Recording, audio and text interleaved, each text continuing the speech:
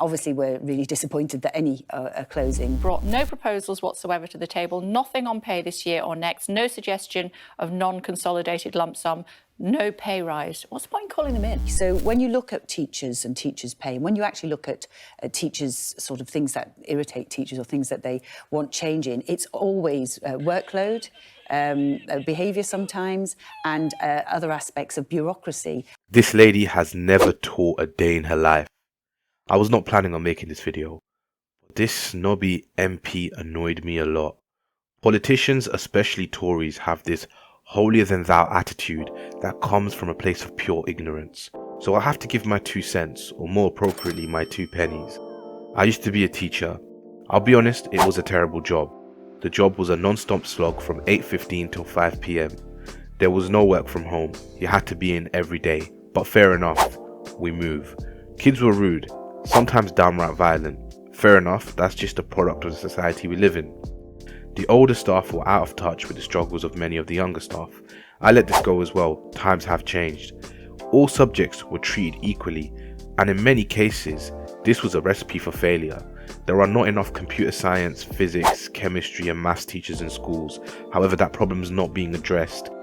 Essentially, PE teachers made about the same as all other teachers when PE teachers were heavily oversubscribed, meaning a lot of times if you did a very technical degree, you weren't benefiting from it by going into teaching at all.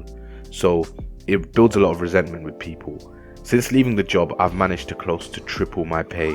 And let me tell you, getting a fat stack of cash in the bank is more fulfilling than being verbally abused by a child whose brains have been melted by countless TikToks and Snapchat.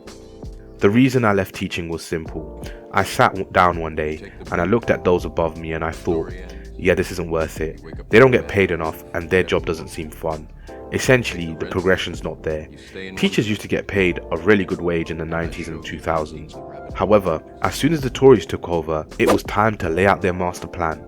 And surprisingly, they got a real terms pay cut for nearly all public sector staff, and teachers are some of the hardest hit. Real terms pay cuts since the Tories came into office have not been 2%, 5% or even 8%. It's been pretty much a full 10% for teachers. This is the future of this country and the only avenue for social mobility for many people. Without a decent education, I would not be making this video. I'd probably be a statistic. Pay is ultimately the root of the problem here. Well, pay and funding in general for schools. To be a teacher, you need a degree. And for any of the, in my opinion, important subjects, you need a degree in a relevant field or at least qualifications up to an A-level standard. To retain these highly skilled staff, you need to compete on the free market. Somebody with a computer science degree or a physics degree or a mathematics degree for that instance from a decent university will have many career options. That means you need to keep up with these lucrative private sector jobs to retain the teaching staff. Ironically, I'm having to spell this out for the Conservatives, who are the great guardians of the free market, but you will not hire and retain high quality teaching staff in shortage subjects without offering adequate salaries. Just vibes isn't enough to keep people in the job. The Tories, however, have spent time funding publicity raising gimmicks. This includes the tax-free bursary that was out a couple of years ago. I think it's still available for some subjects, but especially when I was training to teach, there were people being given £30,000 to train to teach tax-free. Unfortunately, nearly everyone I know who took these bursaries ended up dropping out after a year. This is because this was not a solution to the problems. The normal take-home pay for an NQT was about £700 less a month, meaning a third of the incomes of these bursary people was taken away once they started getting an actual regular teacher salary. And on top of all of this, progression within teaching has changed.